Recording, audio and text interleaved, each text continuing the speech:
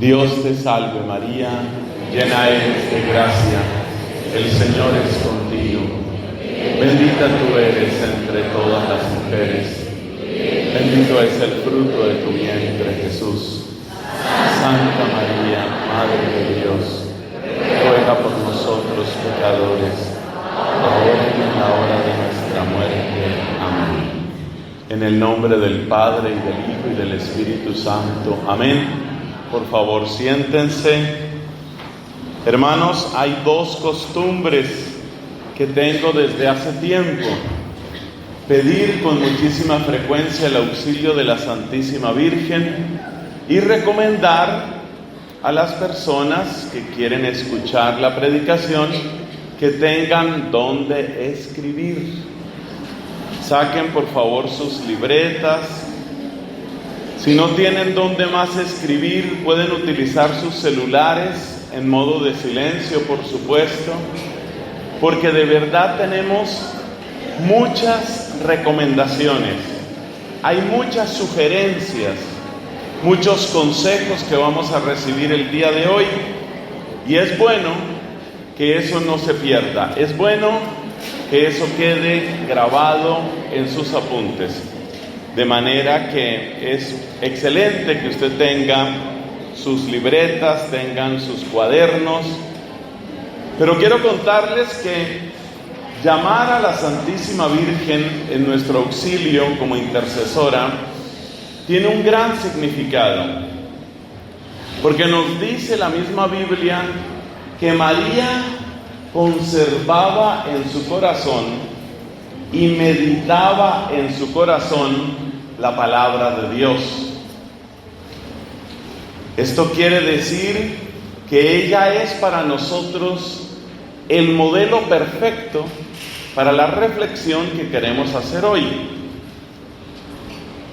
¿Sabe qué título le he puesto a esta pequeña reflexión? Para que de una vez lo escriba ahí. Se llama así: otra forma de empezar la lectura de la Biblia. Otra forma de empezar la lectura de la Biblia.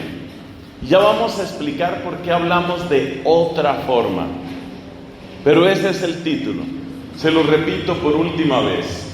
Otra forma de empezar la lectura de la Biblia. Si decimos que es otra, quiere decir que hay muchas, o por lo menos varias, y eso es cierto. Yo recuerdo que de niño sentía curiosidad por la Biblia, y un día dije, voy a leer la Biblia. Intenté leerla empezando por el libro del Génesis, como yo había visto que se leían los libros. Génesis, Éxodo, Levítico, Números, Deuteronomio, Jueces, pero yo no llegué hasta allá. Cuando llegué al libro Levítico y empezaron todas esas prohibiciones, y después llegué al libro de los Números y había una cantidad de estadísticas antiguas, mi motivación se fue acabando, les confieso. De manera que ese primer intento de leer la Biblia no me salió bien.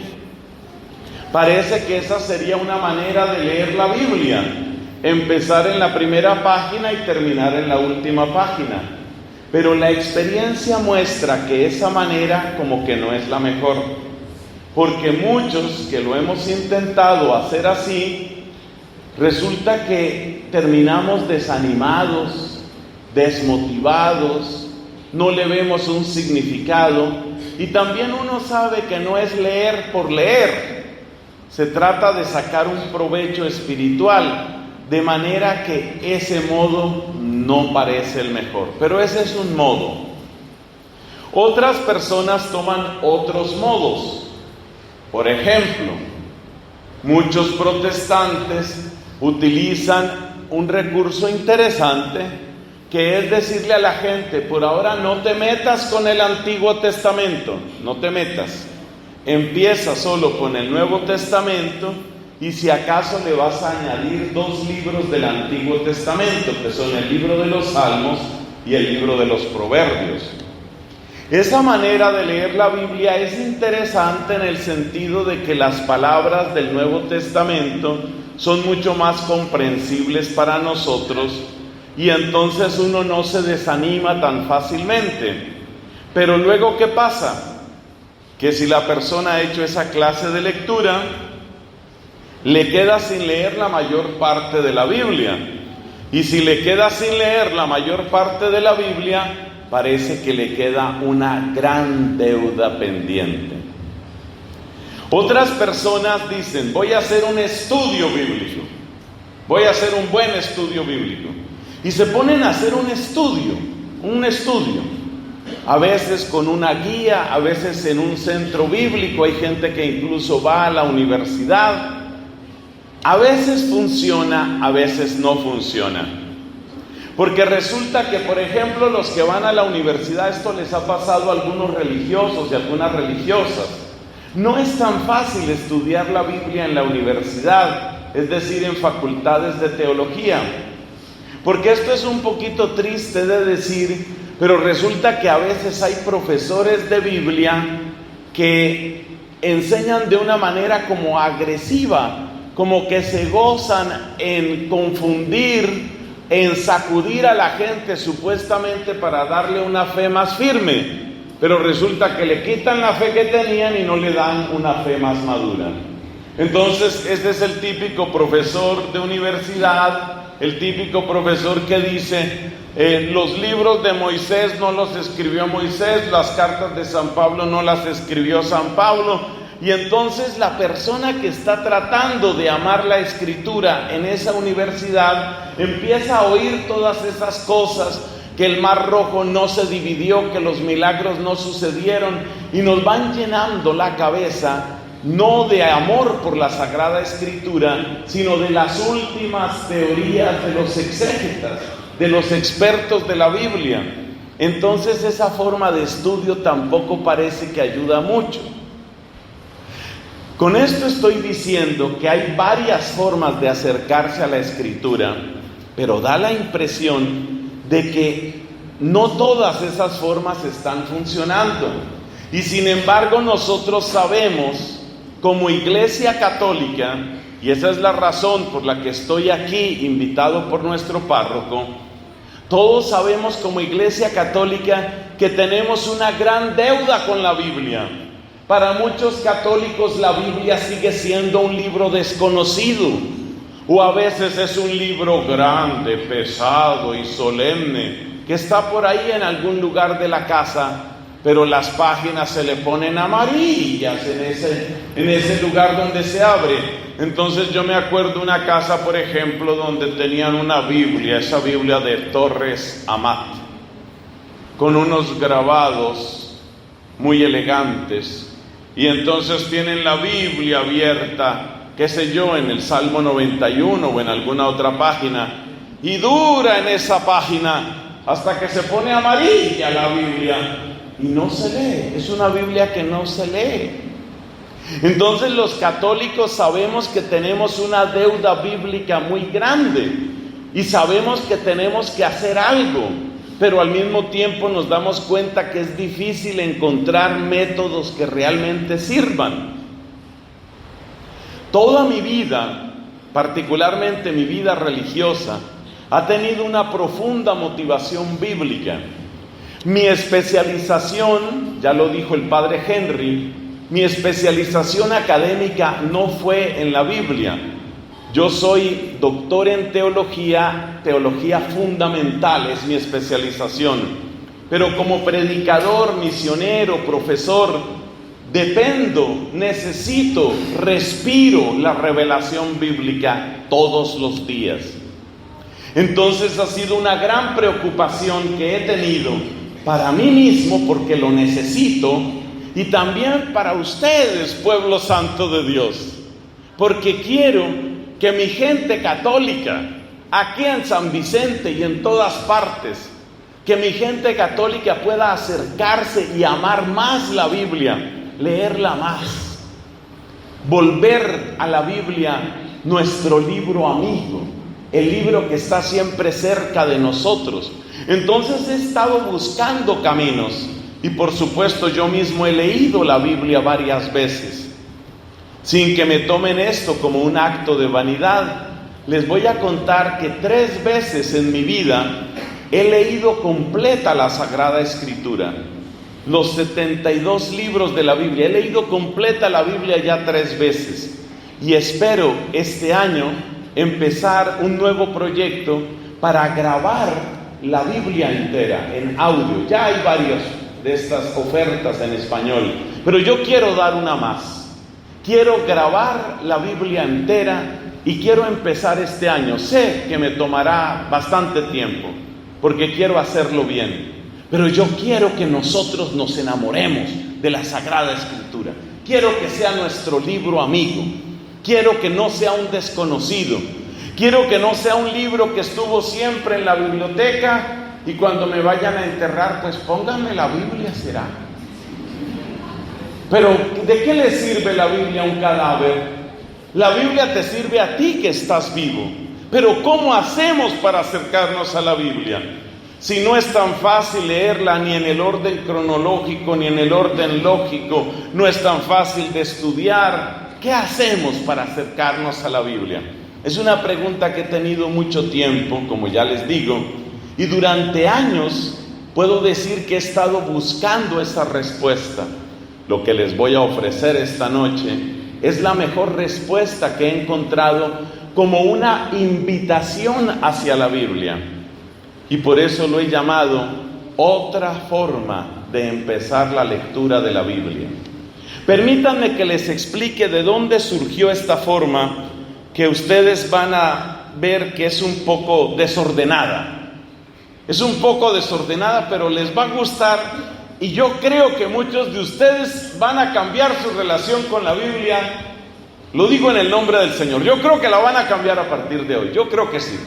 Porque vamos a dar no 1, ni 2, ni 3, sino en un total de 20. Oiga, 20 puertas. 20 puertas para acercarnos a la Biblia. Pero permítame que le explique de dónde surge este método y por qué yo creo que usted a partir de hoy se va a enamorar, igual o mejor que yo, se va a enamorar de la Biblia. Póngame cuidado. La cosa está en esto. Yo me di cuenta, lo cual tampoco es un gran descubrimiento, es algo que está muy claro en la enseñanza católica. Yo me di cuenta de que el principal error que cometemos con la Biblia es que la tratamos como si fuera una obra muerta. Y resulta que la Biblia es una palabra viva. Lo más importante tal vez que tengo para decirte hoy es que la Biblia es la palabra viva de Dios. Un autor francés cuyo nombre se me escapa me impactó profundamente con esta frase, y tanto se me grabó la frase que no se me grabó el nombre de él. Este autor francés dijo: la Biblia es el libro que me lee. Todos los demás libros yo los leo. La Biblia es el libro que me lee. ¿Qué quiere decir eso? Quiere decir que la verdad de mi propia vida, la verdad de mi realidad, la Biblia me la revela. Un pensamiento parecido era muy querido por el Santo Padre Juan Pablo II, felizmente canonizado. Es un pensamiento que aparece en la Constitución dogmática Gaudium et Spes del Concilio Vaticano II. Esta frase que tanto le gustaba a San Juan Pablo II era: Jesucristo revela el hombre al mismo hombre. Así como Jesucristo es el que revela la verdadera humanidad, así también la Biblia es el libro que me lee. Es el libro que no solo recibe mis preguntas, sino que me pregunta. Es el libro que me cuestiona. Entonces, ¿cuál es el punto de partida de todo lo que le quiero decir hoy? El punto de partida es la Biblia está viva. No la trates como un libro muerto. Trátala como lo que es: presencia viva del Logos del Padre, de la palabra del Padre entre nosotros. Es una de las presencias de Cristo. La máxima presencia de Cristo, la más perfecta y bella que tenemos sobre esta tierra, es la Eucaristía. Nadie lo puede negar. Solo de la Eucaristía podemos decir que hay una unidad sustancial. Esto es mi cuerpo, esta es mi sangre.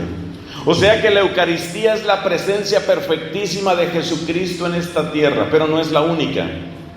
Porque nosotros sabemos que hay una presencia de Jesucristo, por ejemplo, en la persona de los pobres y necesitados.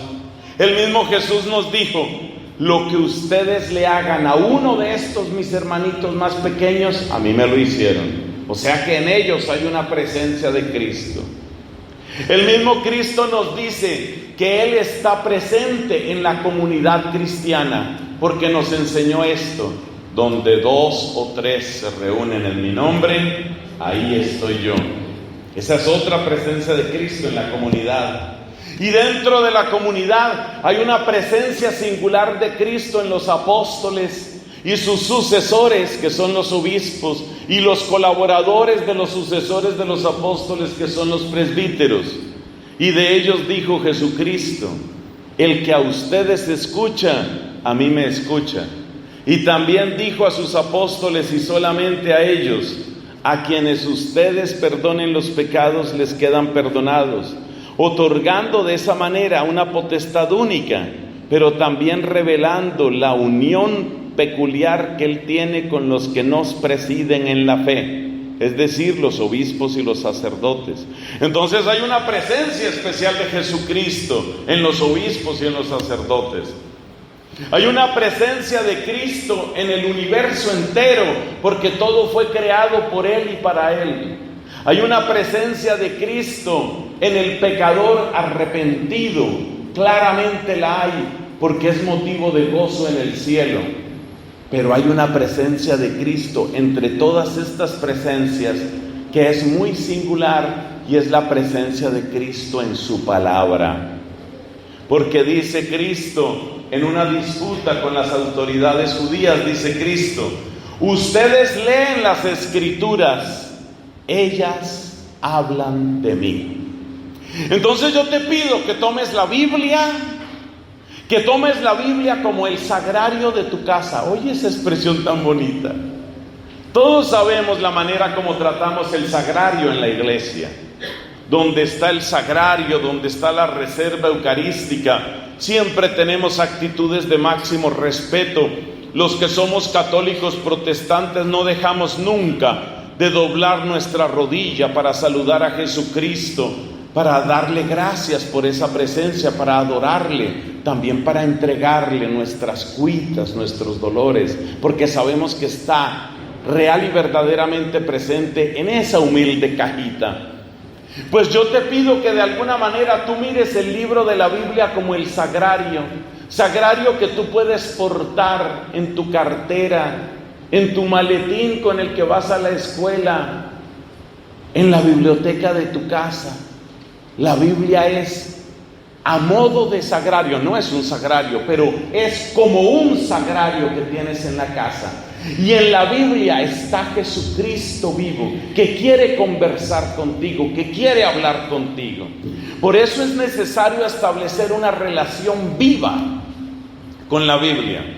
Una relación viva, tratar a la Biblia como lo que es, presencia de una persona viva, no cualquier persona, la segunda persona de la Santísima Trinidad. Jesucristo mismo nos habla desde la Escritura. Jesucristo mismo nos cuestiona desde la Escritura. Jesucristo mismo nos transforma desde la Escritura. Y por eso también dice el apóstol San Pablo, en una de sus cartas a Timoteo: toda Escritura es útil para exhortar, para reprender, para consolar. ¿Por qué? Porque en la Escritura vive Cristo. Porque ahí está Él consolándote, enseñándote, reprendiéndote, corrigiéndote. Porque también necesitas que te corrijan lo mismo que yo. lo mismo que todos. Entonces, nuestro punto de partida, ¿cuál es? La Biblia es un libro vivo. Y cada Biblia yo la voy a tratar como un sagrario, al modo de un sagrario. Es un cuasi sagrario. Y en la Biblia yo quiero encontrarme con una persona viva. Ese es el punto de partida. Punto número 1. Ahora vamos con el punto número 2. El punto número 2, ¿cuál es? ¿Cómo te relacionas tú con una persona viva? Bueno, después de mucho pensar y dar vueltas, me he dado cuenta que hay una palabra hermosa que se refiere a la manera como tratamos a las personas que son importantes para nosotros. Es una palabra muy sencilla, es la palabra amistad. Cuando encuentras una persona interesante, una persona sabia, una persona agradable, una persona que tiene espíritu de servicio, seguramente tú dices, me gustaría ser amigo de esa persona. Pues bien, esto que te voy a proponer hoy se basa en esa frase: establecer una relación de amistad. Amistad. Yo puedo volverme amigo del libro, de la novela El túnel de Ernesto Sábato. Bueno, de un modo muy metafórico uno diría que sí.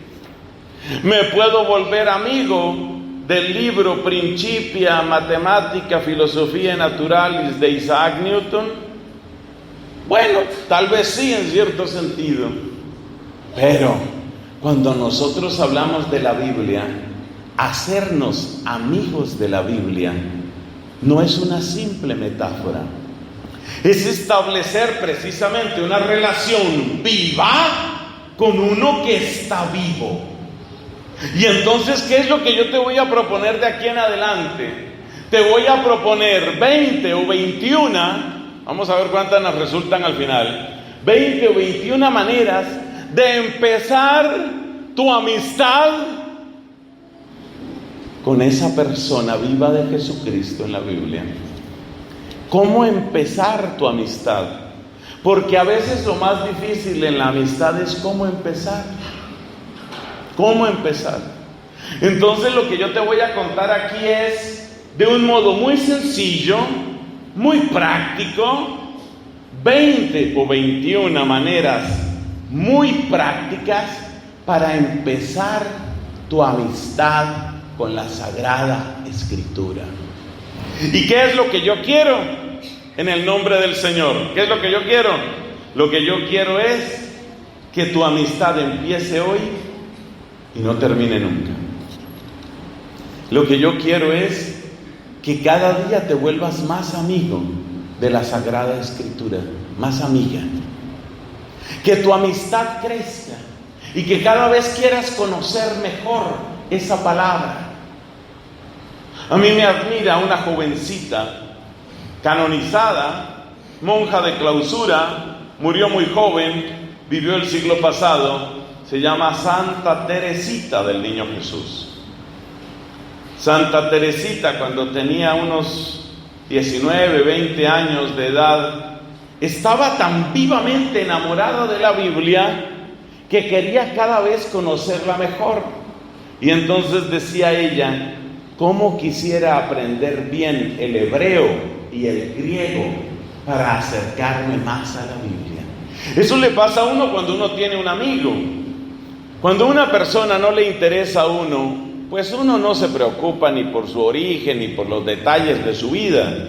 Pero cuando una persona se va volviendo importante para nosotros, cuando pasamos ratos realmente amables, interesantes, luminosos al lado de esa persona, nos gusta conocer más. Eso es lo que yo quisiera que te sucediera a ti. Entonces, en el espacio de esta conferencia yo no te voy a explicar la Biblia. Ese no es mi propósito, ni eso es posible hacerlo en unos pocos minutos. Yo te voy a dar estrategias, métodos para que tú empieces a volverte amiga de la Biblia, para que tú empieces a volverte amigo y que esa amistad no termine más. Mira esto que nos pasa a los seres humanos. Supongamos que llega una persona, yo vivo tranquilo en mi casa, los vecinos del frente se mudaron, se fueron para otra parte, la casa quedó vacía, al rato llegaron otras personas allí, gente, digamos, normal, pero un poco serios, como muy metidos allá en su mundo, a duras penas medio saludan, distantes, no sabría decir si son un poco orgullosos o qué. Como no los conozco, me mantengo distante. Pero como me mantengo distante, menos los conozco. Tú te das cuenta del círculo vicioso. Como no los conozco, me alejo. Y como me alejo, no los conozco. Y como menos los conozco, más distante. Y como más distante, menos conozco. Eso es lo que tristemente nos ha pasado a veces con la Biblia. Como desconocemos, como no encontramos una fórmula, una manera, nos mantenemos distantes. Y como nos mantenemos distantes, menos conocemos. Entonces, estas estrategias, el número de 20 o 21 que te voy a dar, estas estrategias son ¿para qué? Son el equivalente a lo que sucede cuando alguien te visita y dice, ¿y qué? ¿Ya visitaste a los Rodríguez, los de la casa del frente? Y tú dices, pues ni siquiera sabía que eran Rodríguez. Sí, hombre, son Rodríguez. Yo los conozco desde hace tiempo. Venga, nos sentamos, tomémonos unas onces, tomemos un café juntos, vamos a conocernos. Se rompe el hielo, decimos, ¿no? Se rompe el hielo, se quita la barrera. Y a partir de ese momento, cuando ya empiezan a conocerse mutuamente, ya la cosa es distinta. Ya empiezan a ser amigos. O sea que lo que te voy a contar ahora son 20 o 21 maneras de romper el hielo con la Biblia. Porque yo tengo la esperanza de que alguna de estas te tiene que servir. Yo tengo la esperanza de que alguna de estas estrategias tiene que hacer que tú empieces a fascinarte con la Biblia. Y después de que mi amigo me contó que esa familia eran los Rodríguez, y después de que ya nos tomamos un café, ya tenemos un pretexto para volver a saludarnos. Entonces ya mi amigo se fue, pero ya yo supe que mis vecinos eran los Rodríguez, y entonces ya lo veo al día siguiente. Y entonces le digo, bueno, ¿qué? ¿Cuándo nos tomamos el otro café? Ya se rompió el hielo, ya empezó una relación viva. Destaco esto y lo seguiré destacando, una relación viva. ¿Qué cosas puede hacer uno para empezar a romper el hielo con la Biblia? Bueno, aquí entramos en el plato fuerte de la predicación de hoy. ¿Qué cosas podemos hacer? Ya te dije, son 20 o 21. Dichosos aquellos que tienen don de escribir, porque no se van a sentir acomplejados, no se van a sentir preocupados.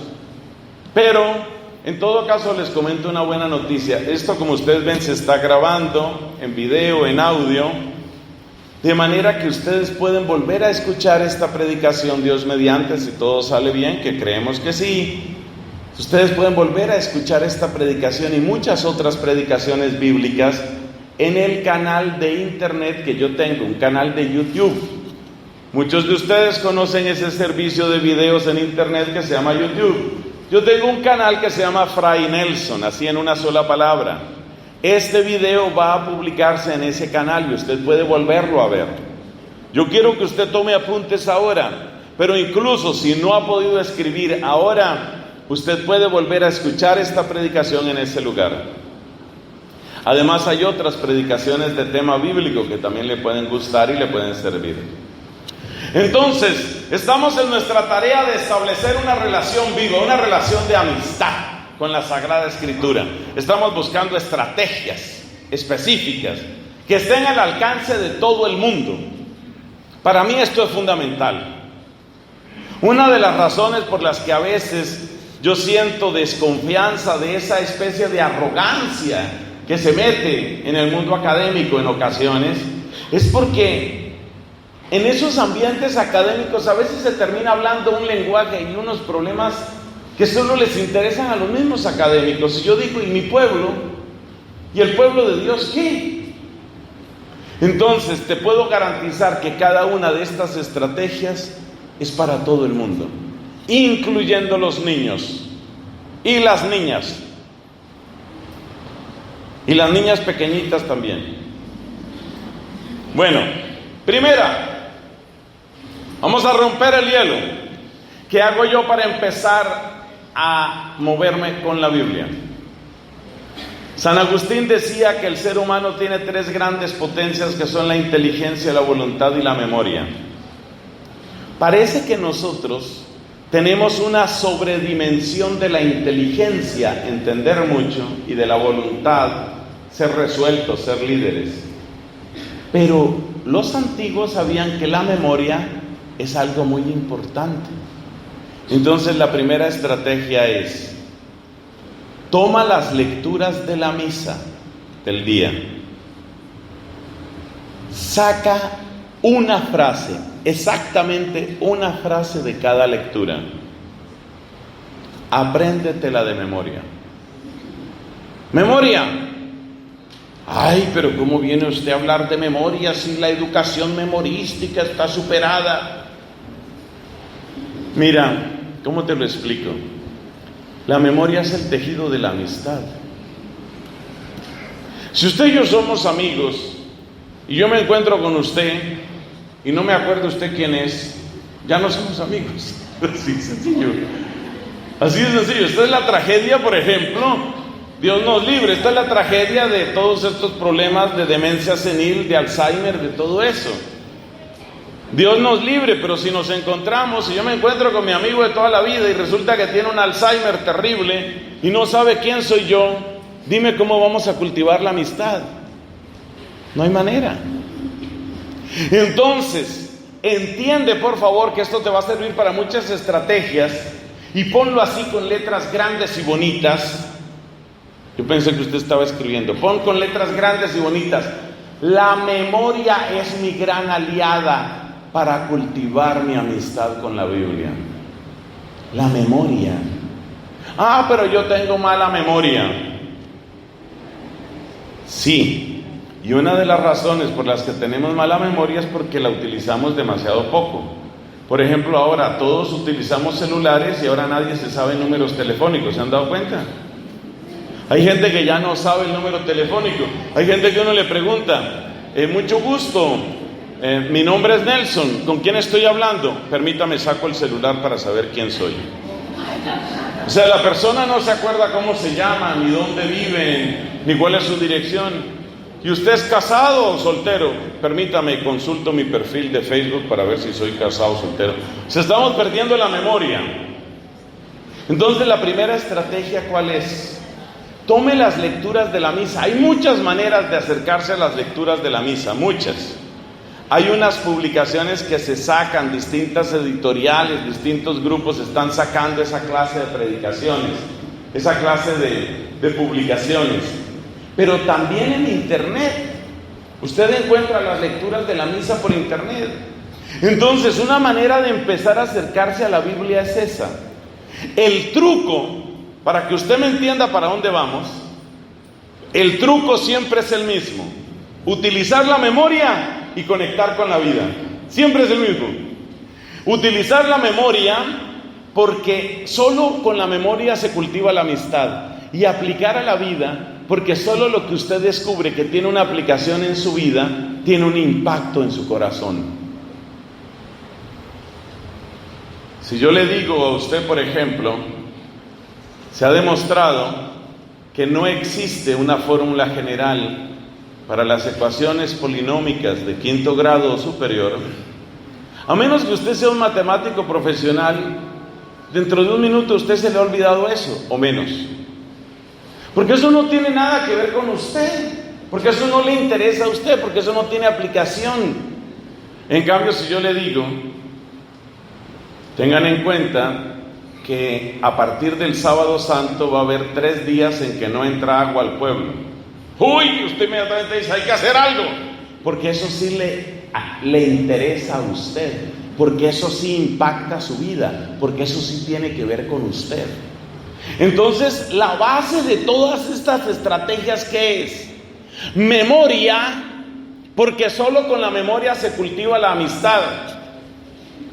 Si yo lo saludo a usted y no me acuerdo ni cuál es su nombre, ni dónde vive, ni dónde nos conocimos, ni qué le gusta, ahí no hay amistad posible.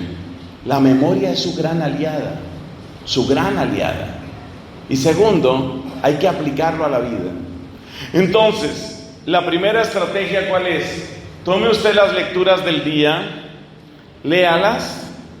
Ay, pero es que no entiendo muchas cosas. No le dije entender, le dije memoria. Acuérdese de San Agustín, tenemos inteligencia, voluntad y memoria. Y la más importante en este primer momento es la memoria. Entonces, ¿en qué fracasan muchos cursos bíblicos? En que empiezan todo en el entender. Y no, señor, la manera como uno se hace amigo no es entendiendo. La manera como uno se hace amigo es primero recordando, evocando. Oiga, ¿dónde fue que nos encontramos? ¿Dónde fui? Ah, pues hombre, fue en las ferias y fiestas de no sé dónde. ¿Te acuerdas cuando fuimos a Betulia? Hombre, sí, claro. Ya nos acordamos. Ahí crece ¿la qué? La amistad. La memoria es la que cultiva la amistad. Ya llegará el tiempo del entendimiento. Si yo me encuentro con usted, si nos acaban de presentar y yo le digo, ¿y usted por qué utiliza esas sandalias? ¿Y ese pantalón dónde lo compró? ¿Y esa camiseta qué talla es? Y usted dice, ¿usted por qué me pregunta tanta cosa? Vaya y coja oficio. No son las preguntas de entender las que nos ayudan primero, son las preguntas que nos ayudan a memorizar, a guardar. Entonces la primera estrategia es esa. Saque usted una frase de la primera lectura, saque una frase del Salmo, saque una frase del Evangelio. Si le resulta posible, apréndasela de memoria. Trate de buscar una frase que tiene que ver con usted. Trate de buscar una frase que no es obvia. Muchas veces las publicaciones que traen las lecturas de la misa nos ponen ya una frasecita de resumen, ¿no? No se quede con la frasecita de resumen. Yo les cuento esto también aprovechando que tengo algunos hermanos sacerdotes aquí, gente muy querida. Yo les cuento esto a mis hermanos sacerdotes en la predicación. Una de las cosas que yo hago continuamente en la predicación es fijarme en aquellas frases que yo digo, oiga, yo nunca le había puesto atención a esto. Por ejemplo, ayer martes santo, ¿de qué fue mi homilía? Ayer martes santo aparece este hecho curioso, que cuando Judas Iscariote recibe el pan que Cristo le da y se lo come, Judas Iscariote sale de la reunión. Evidentemente sale a consumar la traición. Y cuando Judas Iscariote sale para recibir las 30 monedas y para traicionar a Cristo, en ese momento Cristo dice: ahora el Hijo del Hombre ha sido glorificado. ¡Qué cosa tan rara! ¡Qué frase tan rara! ¿Por qué dice eso? Entonces lo mismo te digo a ti. Cuando vayas a buscar las frases, busca algo que de alguna manera te impacte, algo que de alguna manera tenga que ver contigo, algo que tú digas, esto me hace pensar, o esto me gusta, o esto me responde a una pregunta que yo tenía, o este es el consuelo que yo necesitaba hoy, o esta es la fuerza con que el Señor me sostiene en este día. Y todo eso te lo da Dios en la Biblia. Entonces, primera estrategia, son 20 o 21. Después de que terminemos, la promesa es: habrá desayuno para todo el mundo. Entonces, son 20 o 21, yo no sé, a mí me contrataron para tengo que decir las estrategias. Entonces, toma las lecturas de la misa, revisa, no te esfuerces en primer lugar por entender muchas cosas, más bien ve buscando, vele diciendo al Espíritu Santo: Espíritu de Dios, ¿cuál es mi frase de hoy? ¿Cuál es mi frase de hoy? Lectura del segundo libro de las Crónicas. Ay, Dios mío, ¿dónde quedará el segundo libro de las Crónicas? ¿De qué trata el segundo libro de las Crónicas? ¿Quién lo escribió? ¿Cómo se redactó? ¿En dónde se escribió? ¿Con motivo de qué? Esas no son las preguntas que más nos interesan ahora. Tú simplemente vas leyendo la lectura del segundo libro de las Crónicas y dice en ese pasaje del segundo libro de las Crónicas: y Dios les envió profetas y mensajeros, pero se burlaban de ellos.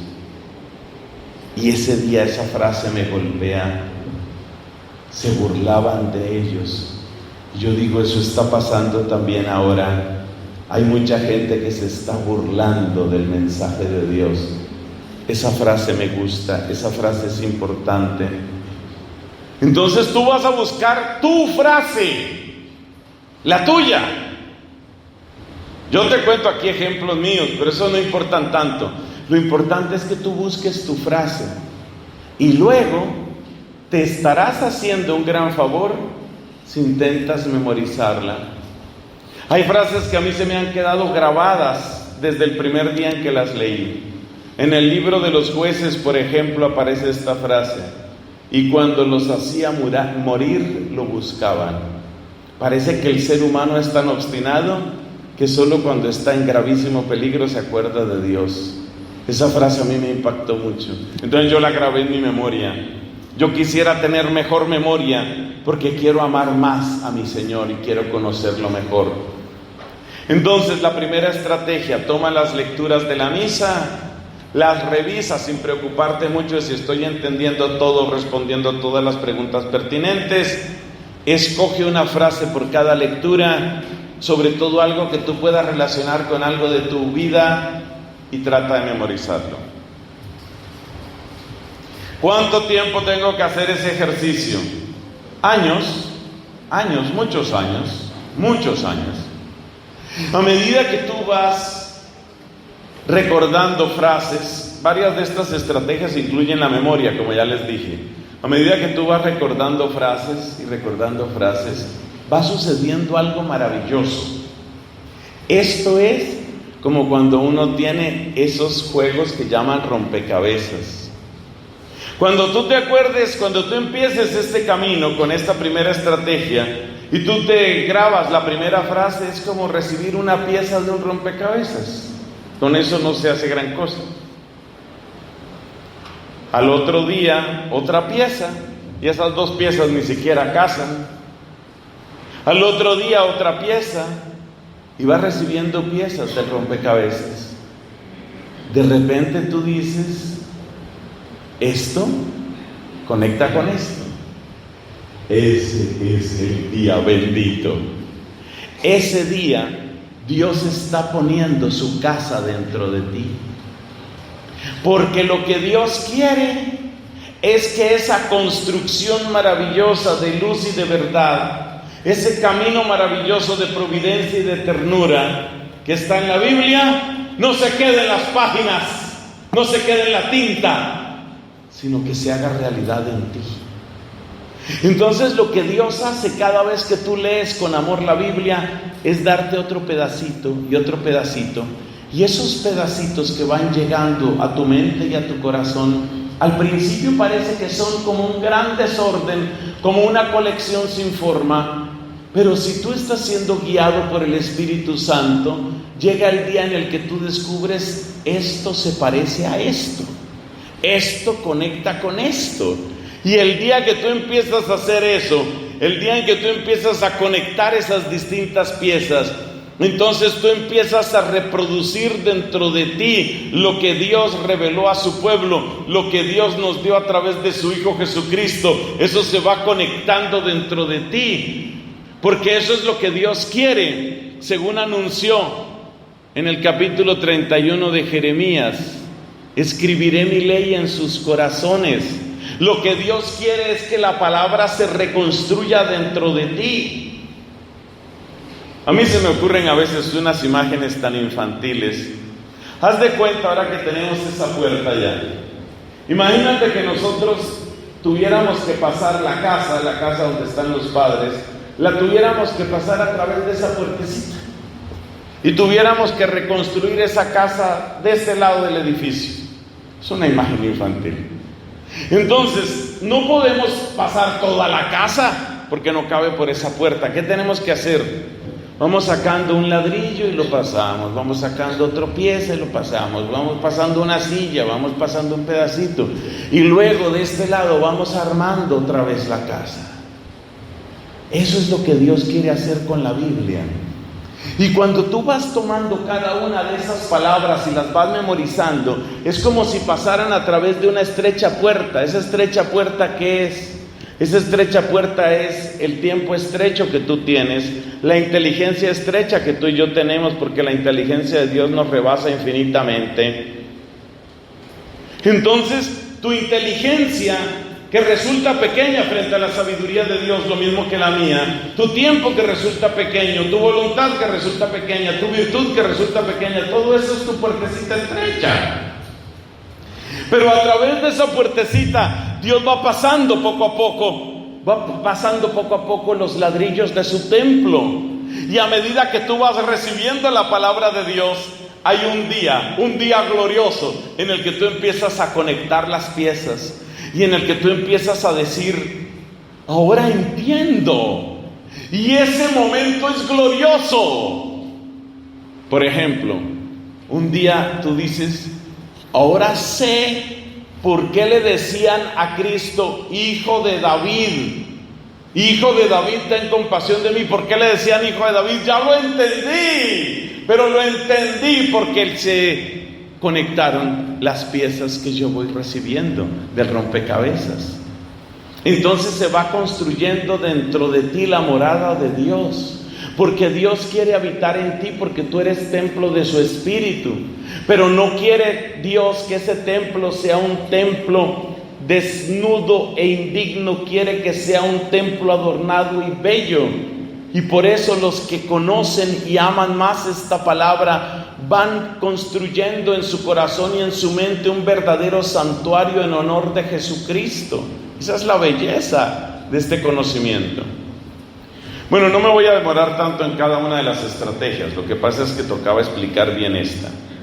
Entonces ya sabe cuál es la primera. La primera es: usted toma las lecturas de la misa del día, no se preocupa tanto por entender, no. Usted se va a preocupar por buscar cuál es mi frase del día de hoy, cuál es la que puedo aprender, y usted va coleccionando esas frases, y usted sigue orando al Espíritu Santo, y usted sigue conociendo al Señor, y de repente empiezan a conectarse esas palabras adentro, y empiezan a suceder cosas extraordinarias.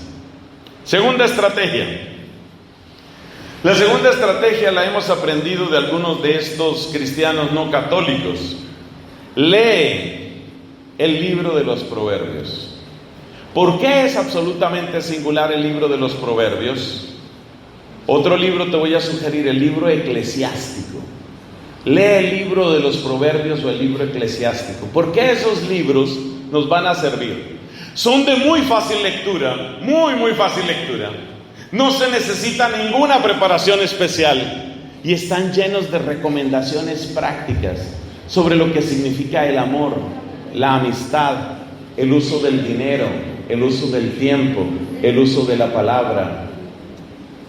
Entonces, ¿quieres hacerte amigo de la Biblia? Segunda puerta que te ofrezco, segunda estrategia que te propongo. Toma el libro de los Proverbios o el libro eclesiástico, cualquiera de los dos.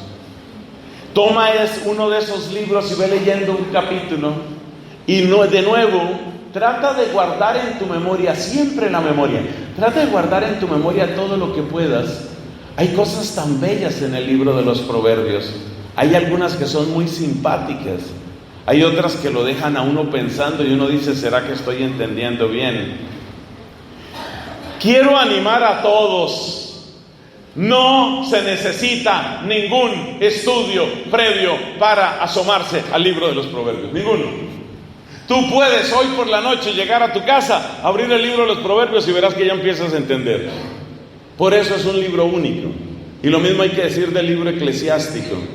Singularmente la primera parte. El libro eclesiástico tiene dos partes. La primera parte, sobre todo, que son colecciones de consejos, refranes, dichos, es muy buena para esto que estamos diciendo. Entonces, ¿Cuál es la gran ventaja de tomar el libro de los Proverbios o el libro eclesiástico? ¿Cuál es la gran ventaja? Que no se necesita ninguna preparación y que tú empiezas a asomarte y empiezas a mirar. Mira, vamos a hacer aquí un pequeño ejercicio. Yo tengo aquí una edición electrónica de la Biblia. Entonces yo hablo aquí esta Biblia, me voy al Antiguo Testamento. Dentro del Antiguo Testamento voy a buscar el libro de los Proverbios. ¿Dónde está Proverbios? Por aquí. Aquí está. Dentro del libro de los Proverbios voy a abrir un capítulo cualquiera. Por ejemplo, voy a abrir el capítulo 10.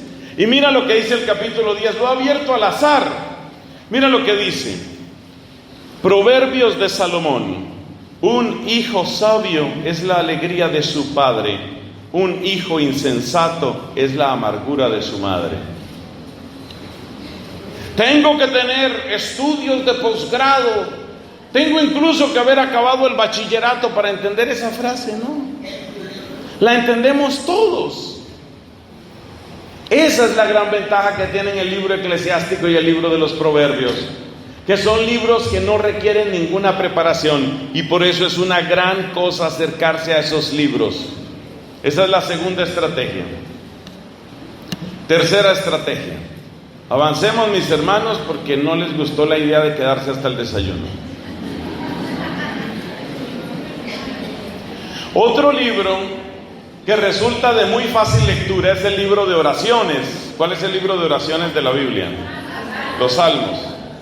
Pero el libro de los Salmos tiene un problema, y es que hay muchos salmos que son difíciles de entender por los cambios de mentalidad y por lo progresiva que ha sido la revelación de Dios a su pueblo. Entonces, mira, te voy a hacer esta recomendación sobre los salmos, que te va a servir muchísimo. ¿Cuál es la mejor manera de acercarse al libro de los salmos? La mejor manera es, tú saca unos 20 minutos, unos 30 minutos, y tú empiezas a mirar salmos, a leer salmos, tratando de que tu corazón conecte con el texto. Acuérdate que siempre los dos criterios son uso de la memoria y conexión del corazón. Uso de la memoria, conexión del corazón. Entonces tú vas leyendo salmos. Salmo número 1. Dichoso el hombre que no va por el camino de los impíos, no sé qué. Salmo número 2. ¿Por qué se amotinan las naciones y los pueblos planean un fracaso? Salmo número 3.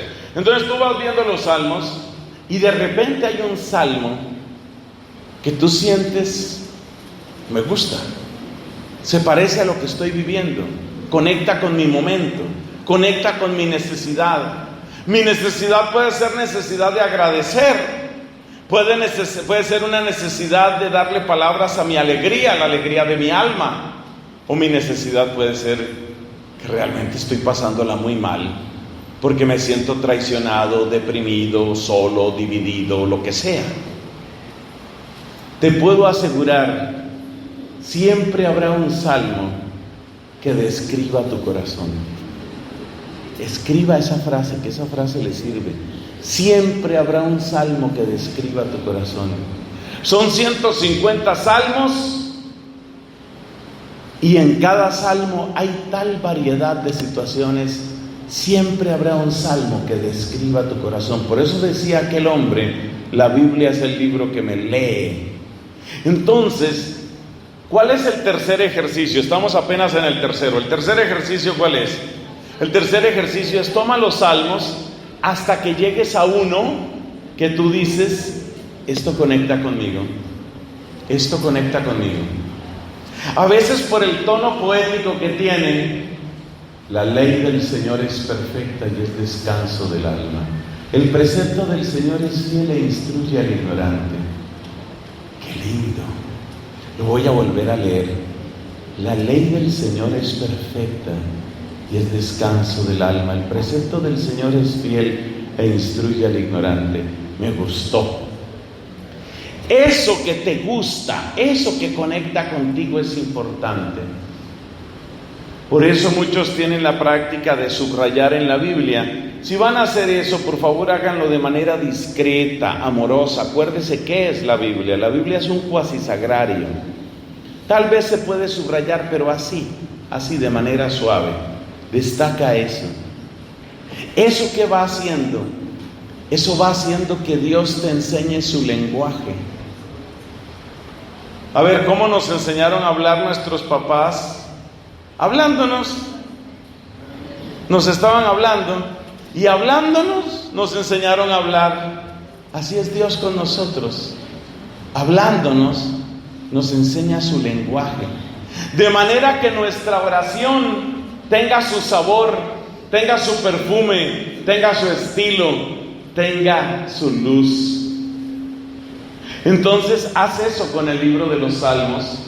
Otro día, vuelves a empezar, no necesariamente empezar siempre por el Salmo número 1, empieza por otro Salmo, tal vez donde quedaste la última vez. Hay un salmo, por ejemplo, que se ha convertido durante mucho tiempo en mi favorito. Yo sé que hay salmos que todo el mundo conoce y son hermosísimos, como el Salmo del Buen Pastor, que es el 23, o como el Salmo 91, tú que habitas al amparo del Altísimo, que vives a la sombra del Omnipotente, di al Señor, refugio mío, alcázar mío, Dios mío, confío en ti. Él te librará de la red del cazador, te cubrirá con sus alas.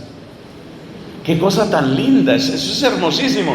Pero mi salmo, uno de mis salmos favoritos es el Salmo 25, que en algunas ediciones viene con este título, Salmo para toda clase de necesidades. A mí me fascina, porque hace un recorrido de prácticamente todo lo que le puede pasar al corazón humano. Salmo 25 me fascina. Entonces haz ese ejercicio. Saca unos minutos, unos 15, 20 minutos, siéntate con la Biblia y empieza a abrir y empieza a recorrer páginas hasta que llegues a ese salmo, hasta que llegues a uno. Y ese destácalo, ponle una ceñita, vuelve a él. ¿Te acuerdas cuando llegaron los Rodríguez a la casa del frente? ¿Cuál fue el tema de conversación? Como no había mucho de qué hablar, entonces ¿de qué hablaron? ¿Y cuándo nos tomamos otro café? No había mayor cosa que hablar, pero lo importante es tener algo en común, porque si ya tienes un puente en común, entonces ya de ahí se puede seguir construyendo otro hilo y se puede seguir madurando la relación. Cuarta estrategia. La cuarta estrategia es bellísima y está basada en algunos escritos de San Ignacio de Loyola. Toma un pasaje del Evangelio. Un pasaje donde Jesús esté con otra persona u otras personas. Y haz el ejercicio en tu imaginación de ponerte en el lugar de cada uno de los personajes. Por ejemplo, fue Jesús invitado a casa de un fariseo. Entró una mujer pecadora pública conocida, la cual postrándose a los pies de Cristo lloraba con abundancia, mojaba los pies de Cristo con su llanto y los secaba con sus cabellos. El fariseo dijo: si este Jesús fuera un profeta, sabría qué clase de mujer es la que lo está tocando, una pecadora. Y entonces Jesús le dijo: tengo algo que contarte, tengo algo que decirte. Y le explicó a aquel fariseo: al que poco se le perdona, poco ama; al que mucho se le perdona, mucho ama. Ese es el resumen de un texto de la Biblia. Entonces te estoy dando solamente un ejemplo. Esa es una escena donde aparecen distintos personajes. ¿Cuál es el ejercicio? El ejercicio es: toma ese pasaje y trata de situarte en cada uno de esos personajes. Por ejemplo, sitúate en el caso de la mujer. Hay momentos en la vida en que uno reconoce sus pecados y uno dice: de verdad, yo quiero postrarme ante Jesús y pedirle misericordia. O tal vez me puedo situar en el personaje del fariseo y decir: ¿cuántas veces yo he criticado a otros porque no he entendido lo que están viviendo? O tal vez puedo ponerme en el lugar incluso de Jesucristo. ¿Cómo lo haré? En el momento en el que yo pienso: ¿yo cómo reacciono cuando una persona me pide disculpas? Es algo muy sencillo lo que estoy diciendo, pero ¿me entiendes la idea? ¿La idea cuál es? Ponte en cada uno de los personajes y empieza a ver en cada uno de esos personajes en qué me parezco. Una de las ventajas que tiene este cuarto método es que se puede hacer en familia. Es muy bonito hacerlo en familia. Entonces se reúne la familia. Bueno, vamos a hacer un pequeño estudio bíblico. Hay familias, yo he conocido familias que han llegado hasta el punto de tener una pequeña reunión bíblica a la semana. Así como hay familias que también tienen un rosario que comparten a la semana. Son cosas bonitas, son cosas que se pueden hacer, son cosas que ayudan a la educación de los niños. Entonces, bueno, vamos a comentar aquí, vamos a tomar este pasaje del Evangelio. Siempre pasajes en los que haya distintas personas, distintos personajes. Cada uno va a decir con cuál de los personajes se identifica y por qué. Pues yo me identifico, yo creo que yo me parezco a ese fariseo por esta razón. Bueno, has descubierto algo. Aquí no se trata de juzgar a nadie, sino que cada uno vaya haciendo el camino. ¿Eso para qué sirve? Para que todos nos enamoremos más y más de la Biblia. Quinta estrategia. Resulta que también en el Nuevo Testamento hay una serie de textos que traen hermosas recomendaciones. Te voy a recomendar yo a ti el capítulo número 12 de la carta a los Romanos. Y luego te voy a recomendar los capítulos finales de las cartas a los Colosenses, a los Efesios y a los Gálatas. Concretamente, en Efesios, mira Efesios 5 y 6. Efesios capítulo 5 y Efesios capítulo 6. En Gálatas, mira Gálatas capítulo 5. En Colosenses, mira Colosenses desde el capítulo 4 hasta el final. Entonces mira Romanos capítulo 12, Colosenses desde el 4 hasta el final, Efesios 5 y 6, Gálatas 5. Esos pasajes que te estoy dando tienen recomendaciones prácticas sobre la vida en familia, sobre la vida en pareja. Vuelvo a decirlos para que nadie se confunda. Atención que los voy a decir. Romanos capítulo 12. Romanos capítulo 12. Colosenses capítulo 4 y de ahí en adelante, me parece que llega hasta el 5 o el 6, me disculpan que no me acuerdo, pero es desde el 4 hasta el final. Carta a los Efesios, capítulos 5 y 6. Y la carta a los Gálatas, capítulo 5.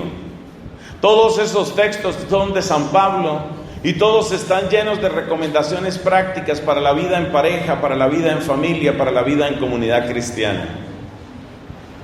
Cuando uno se acerca a esos pasajes, encuentra cosas muy interesantes, pero sobre todo cumple con el objetivo de lo que estamos diciendo. Es decir, que la Biblia no se me puede quedar como algo que está simplemente en el papel. Ahí descubro que en realidad tiene que ver conmigo. Haz el ejercicio. Claro, no se pueden hacer todos estos ejercicios la misma semana. Yo te doy muchas alternativas y tú vas escogiendo. Pero lo importante es que sepas que sí hay manera de tocar en la casa de los Rodríguez. Sí hay manera de llegar a la Biblia. Sí hay manera de aprender. Sí hay manera de hacernos amigos. Estrategia número 6. Esta es la que más me gustaba a mí cuando yo era joven. Fui joven, ya soy viejo. Nunca he visto a un justo abandonado ni a su linaje mendigando el pan. Pero bueno, cuando yo era joven, la estrategia número 6 me fascinaba. Toma un personaje de la Biblia y lee su vida. Por ejemplo, toma a David. David aparece en el primer libro de Samuel, pero la historia de David ocupa el final del primer libro de Samuel y el comienzo del segundo libro de Samuel, hasta llegar por lo menos hasta el capítulo 11 y un poco más. Entonces toma la vida de David, mira la historia de David, acércate a David como quien conoce la historia de un abuelo, de tu abuelo. Al fin y al cabo la Biblia es la historia de tu familia espiritual. Acércate a la historia de David y conoce todo sobre David, cómo era él. Así como si quisieras conocer la historia de un abuelo. Como conocer la historia del abuelo. Es la historia de tu familia. Y cuando uno conoce la historia de la familia, salen cosas bonitas y cosas no tan bonitas. Pero es necesario conocerlas. Toma la historia de José, el hijo de Jacob. Está en la parte final del libro del Génesis. Esa historia de José no se necesita ningún estudio especial. Tú la puedes leer esta noche. Llega a tu casa, toma la Biblia, busca en el libro del Génesis donde empieza la historia de José, el hijo de Jacob, el que tenía los sueños, el que fue vendido a Egipto. Lee la historia de José. Es hermosísima. Lee la historia de Moisés. Ahí está. Lee la historia de Samuel. Lee la historia de Sansón. Son historias muy hermosas y llenas de enseñanzas.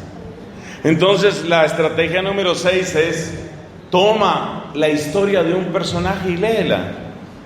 Tú puedes pensar que algo tan elemental y algo tan sencillo no es demasiado espiritual. No te preocupes por eso. Recuerda la analogía que hemos dicho con la casa que estamos pasando poco a poco por una puerta.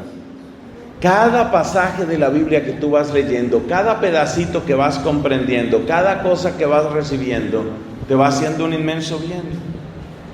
Estrategia número 7. Concéntrate en los 3 libros de la Biblia que tienen nombre de mujer. Son historias importantísimas y hay tanto que aprender de ellas. ¿Cuáles son los 3 libros de la Biblia que tienen nombre de mujer? ¿Cuáles son? A ver. El libro de Esther, el libro de Ruth y el libro de Judith. Hay 3 libros que tienen nombre de mujer. Son las historias de sendas mujeres. Mira las historias de esas mujeres. Mira por qué fueron importantes. Mira qué valores tenían esas mujeres y qué valores se mencionan en nuestra época. ¿Qué es importante para las mujeres hoy? ¿Qué es importante para las mujeres judías de aquel tiempo? Estrategia número 8. Yo te estoy dando todo lo que sé, todas las estrategias posibles. Estrategia número 8. Toma los capítulos 2 y 3 del libro del Apocalipsis. Traen algunos mensajes a comunidades cristianas del siglo I. Se conocen como las 7 cartas a las iglesias. Acércate a ese pasaje. Descubre en ese pasaje cómo Dios le habla a su pueblo. Relaciónalo con lo que es tu familia hoy. Conecta con tu parroquia, con tu comunidad, con tu vereda. Descubrirás que la Biblia es un libro amigo. Esa es la estrategia número 8, los capítulos 2 y 3 del Apocalipsis. Estrategia número 9. Ve al Evangelio según San Mateo. Es el Evangelio que tiene la mayor parte de los discursos de Cristo. ¿Cuántos discursos de Cristo tiene el evangelista San Mateo? Tiene 5. 5. Muchas ediciones de la Biblia los tienen separados y les ponen el título. El más famoso es el Sermón de la Montaña o el Discurso del Monte. Toma esos discursos, léelos solamente esos discursos. Te va a tomar un poquito de tiempo. Es algo así como leer unos 8 capítulos o algo parecido. Lee los discursos de Cristo en el Evangelio según San Mateo y pregúntate qué significa ser cristiano a la luz de esos capítulos. Estrategia número 10, esto va avanzando. Vete al Evangelio según San Juan y toma una palabra, algunas palabras claves que San Juan repite. Por ejemplo, la palabra agua, la palabra pan, la palabra luz, la palabra vida, la palabra creer. Toma el Evangelio de Juan y sin grandes pretensiones de hacer estudios exegéticos exhaustivos, Empieza a mirar cómo utiliza a lo largo de su evangelio la palabra. Te repito esas palabras para los que están escribiendo, porque son muy agradables de identificar en San Juan.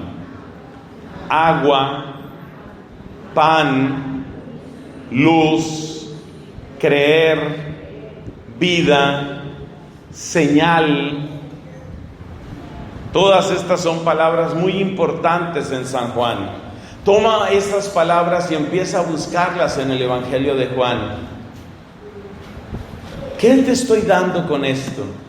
Maneras de acercarte, maneras de mantener el libro de la Biblia en tus manos, maneras de descubrir todo lo que Dios tiene para darte. Estrategia número 11. Vámonos al libro de los Jueces. El libro de los Jueces nos cuenta historias sobre varias personas, la mayor parte hombres, por ahí hay también alguna mujer llamada Débora. Hay hombres y mujeres. Toma el libro de los Jueces y ve mirando esas historias y hazte una pequeña pregunta: ¿en qué me parezco yo a estas personas? ¿En qué me parezco a Gedeón? Gedeón era una persona joven cuando fue llamada por Dios. Y es interesante el caso de Gedeón. Cuando yo pienso en Gedeón, pienso en tantos jóvenes decepcionados, preocupados, desesperanzados. Se le aparece un ángel a Gedeón y le dice: el Señor está contigo, valiente guerrero. Y Gedeón dice: un momentico, si el Señor está con nosotros, ¿por qué nos pasan tantas cosas? Era un tipo escéptico. Gedeón es un hombre muy interesante. Lee la historia de Gedeón. Si eres joven, lee la historia de Gedeón. Mira en qué se equivocan los que se equivocan. Hay uno que se equivocó gravemente, llamado Jefté. Hay otro que se equivocó gravemente, llamado Sansón. ¿Por qué era conocido Sansón? Porque iba mucho al gimnasio. Toma el libro de los Jueces. ¿En qué me parezco yo a estas historias? ¿En qué me parezco yo a esa mujer llamada Débora? ¿Qué tiene para decirme esa persona? Realmente la Biblia es un universo. Estrategia número 12. Lee en voz alta algún capítulo del segundo libro de los Macabeos. Fíjate cómo te doy puertas y puertas y puertas y puertas por todos lados.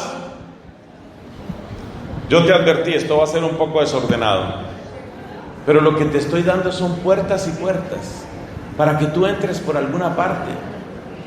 El segundo libro de los Macabeos es uno de los libros que tiene una prosa más elaborada y en cierto sentido más bella.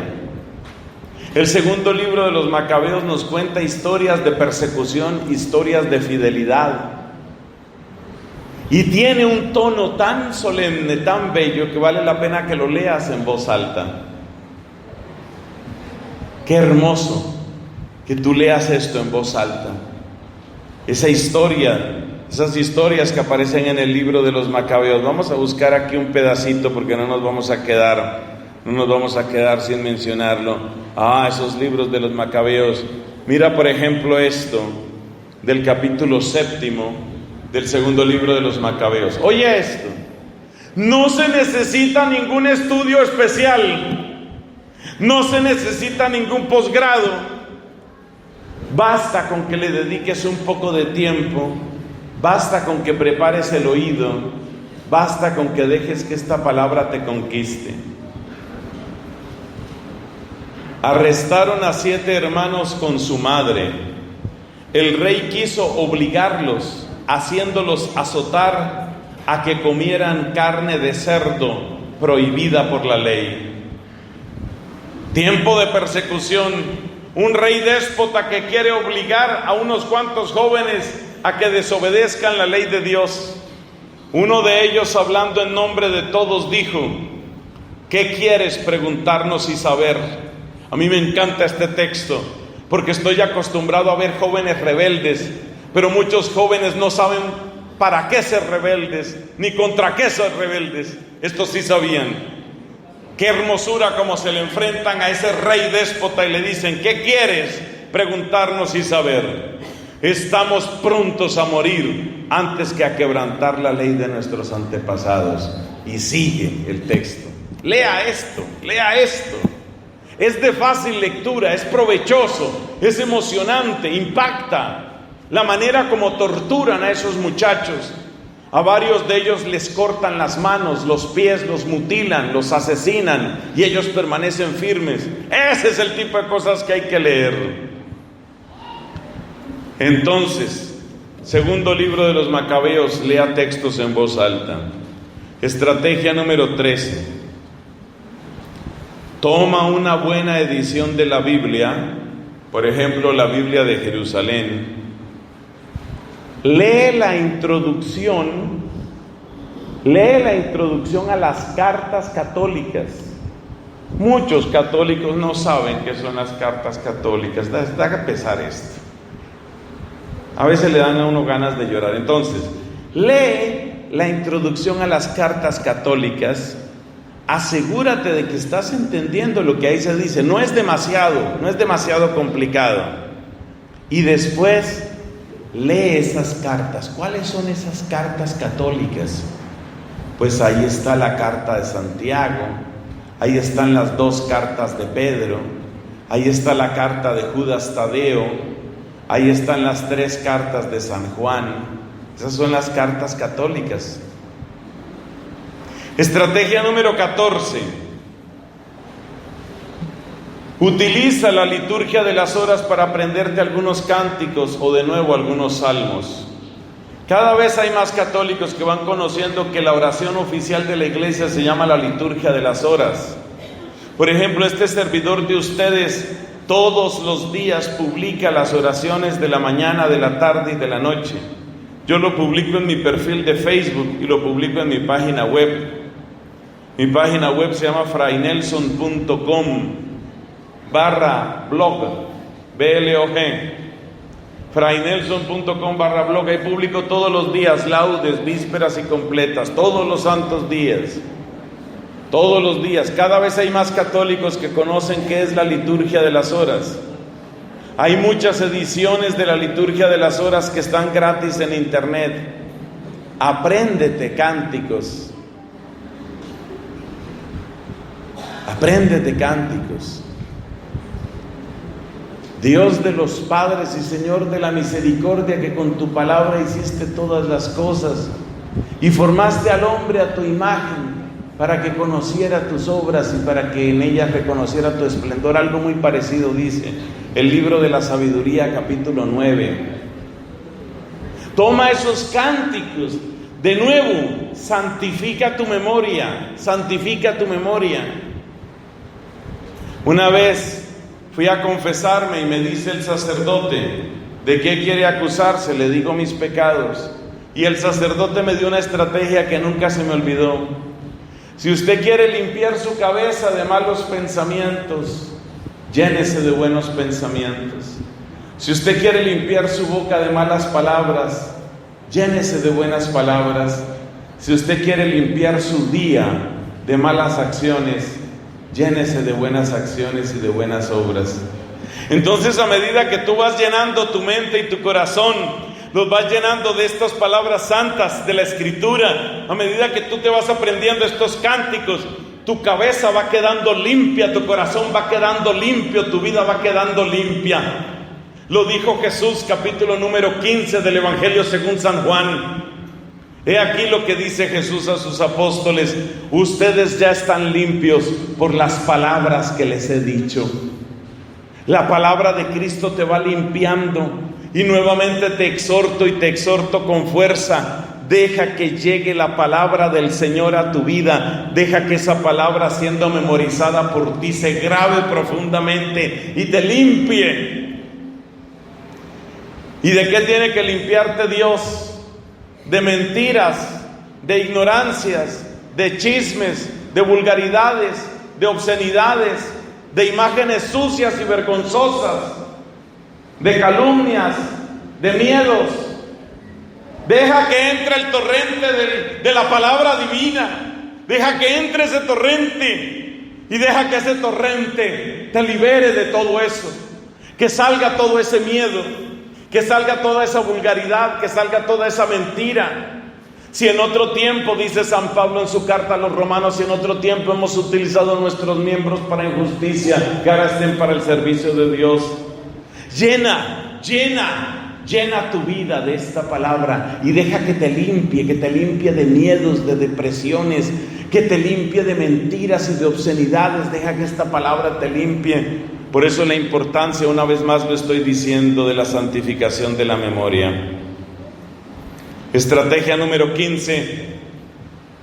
Sumérgete en relatos que parecen novelas. Y hay 3 libros de la Biblia que tienen esta característica. Son ellos: el libro de Jonás, el libro de Tobías y el libro de Job.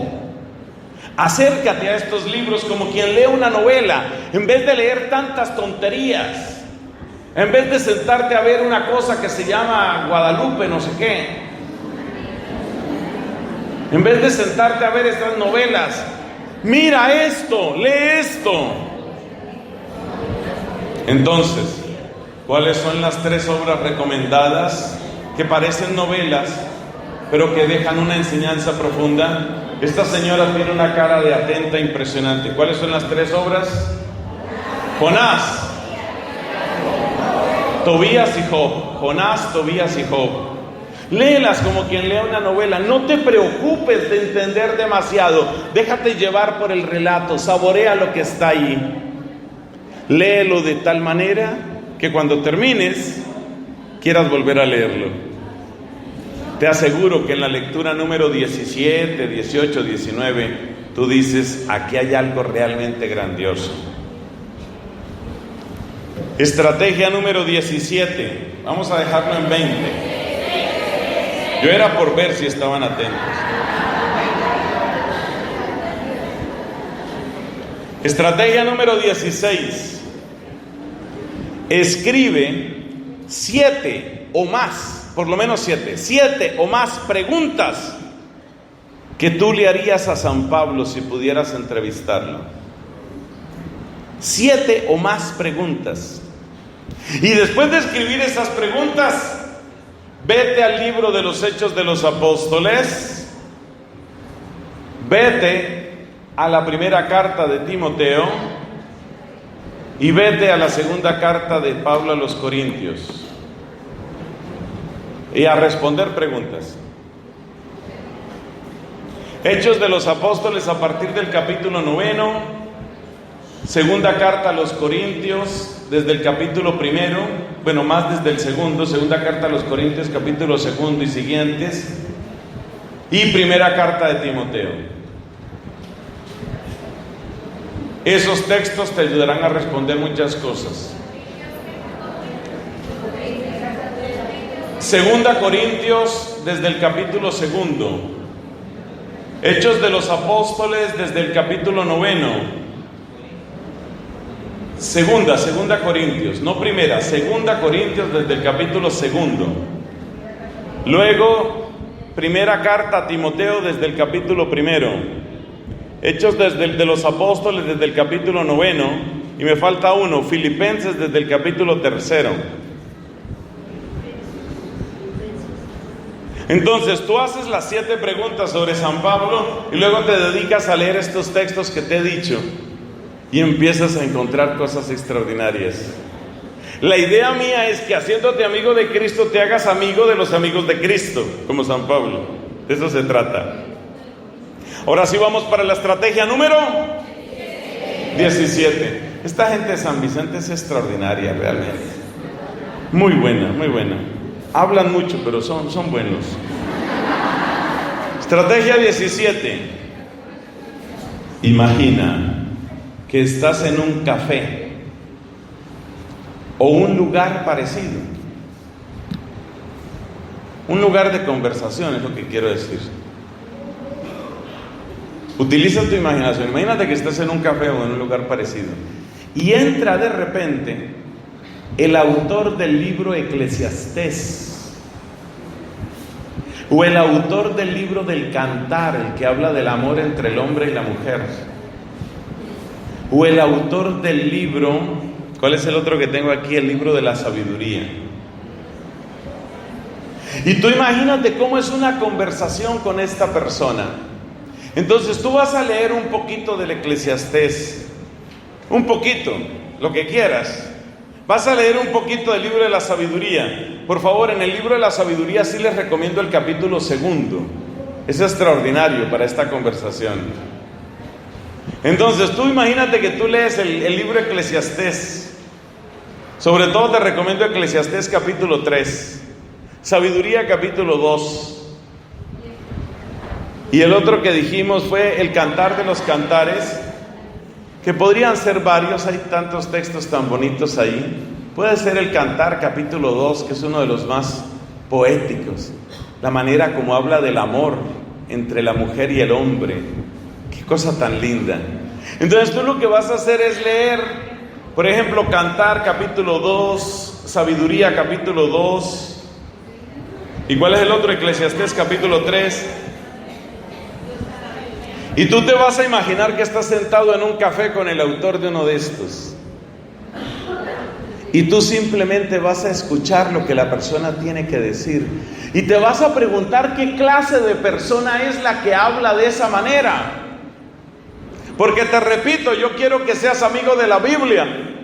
Y siendo amigo de la Biblia, quiero que seas amigo de Jesucristo. Y por eso quiero que seas amigo de los amigos de Jesucristo. Entonces ahí vas a llegar a el Cantar de los Cantares, vas a llegar al Eclesiastés y vas a llegar a la sabiduría, sobre todo en el capítulo 2. Estrategia número 18. Señoras y señores, esto va terminando. Capítulo 10, estrategia 18. Léete completo el libro de los Hechos de los Apóstoles. ¿Sabes cuál es el momento para leerlo? Tiempo pascual. Léete completo el libro de los Hechos de los Apóstoles entre Pascua y Pentecostés y reconstruye en tu mente cómo nació la iglesia. Hechos de los Apóstoles, léelo completo, tiene 28 capítulos. Léete completo Hechos de los Apóstoles. La mejor época del año para leérselo es entre Pascua y Pentecostés. Léetelo completo. Y mientras lo vas leyendo, sin necesidad de hacerte demasiadas preguntas, mientras lo vas leyendo, vas reconstruyendo en tu corazón: esta es la historia de mi iglesia, esta es la historia de mi pueblo, esta es la historia de mi familia. Esa es la estrategia 18, Hechos de los Apóstoles. Estrategia número 19, apréndete el Shema de los judíos. Shema, que es la breve oración que decían los judíos y que está en Deuteronomio capítulo 6. Apréndete el Shema, S-H-E-M-A con tilde, S-H-E-M-A con tilde. Apréndete el Shema de los judíos y recítalo 3 veces al día como ellos. Está en Deuteronomio capítulo 6, versículo 4, y dice así. Deuteronomio 6, versículo 4, Deuteronomio 6, 4. Escucha, Israel, el Señor nuestro Dios es solamente uno. Amarás al Señor tu Dios con todo tu corazón, con toda tu alma, con todas tus fuerzas. Las palabras que hoy te digo quedarán en tu memoria, se las repetirás a tus hijos, hablarás de ellas estando en casa y yendo de camino, al acostarte y al levantarte. Ese es el Shema de los judíos. Es una profesión de fe en que Dios es el único Señor. Haz el ejercicio de recitar el Shema 3 veces al día, por lo menos durante una semana. Haz el ejercicio. Eso te va a enamorar de la Biblia. Eso va a producir un impacto grande en ti. Es algo muy bello. Es la estrategia número 19. Y finalmente, lo que nadie creía que iba a llegar. Estrategia número... Esta sonrisa, ¿eh? Esta es para un día de retiro espiritual personal, retiro personal. Ve un día a una capilla, ojalá solitaria, y lee en voz alta sin prisa, la pasión y la resurrección de Cristo. Es importante que sea en voz alta, porque cuando uno lee mentalmente a veces lee descuidada y con demasiada velocidad, de manera descuidada y demasiado rápida. ¿Dónde está la pasión de Cristo? Te recomiendo la versión de San Marcos. Marcos capítulos 14, 15 y 16. Léelo en voz alta. Si no quieres hacer el retiro espiritual tú solo, ve con tu esposa o con tu esposo. ¡Qué hermoso ver una pareja de esposos! Vamos a leer la pasión y la resurrección de Cristo. Marcos capítulos 14, 15 y 16. Lees la pasión y la resurrección de Cristo. Eso te va a enamorar. Eso te va a enamorar. Hay personas que se han aprendido completa la pasión de Cristo, la pueden recitar de memoria. Yo debería poder eso, pero no me he puesto en la tarea. No tendría que saberse la pasión de Cristo. Es lo más grande, es el testimonio más increíble, más bello de amor que nosotros tenemos. Bueno, hermanos, aquí terminamos esta reflexión. Fíjense, no era más, es algo muy sencillo, que le he ofrecido 20 maneras distintas de acercarse a la Biblia para que la Biblia se vuelva su amiga, para que la Biblia se vuelva su estilo, para que la Biblia se vuelva su vida, para que la Biblia conecte con su corazón. Gloria al Padre, al Hijo y al Espíritu Santo.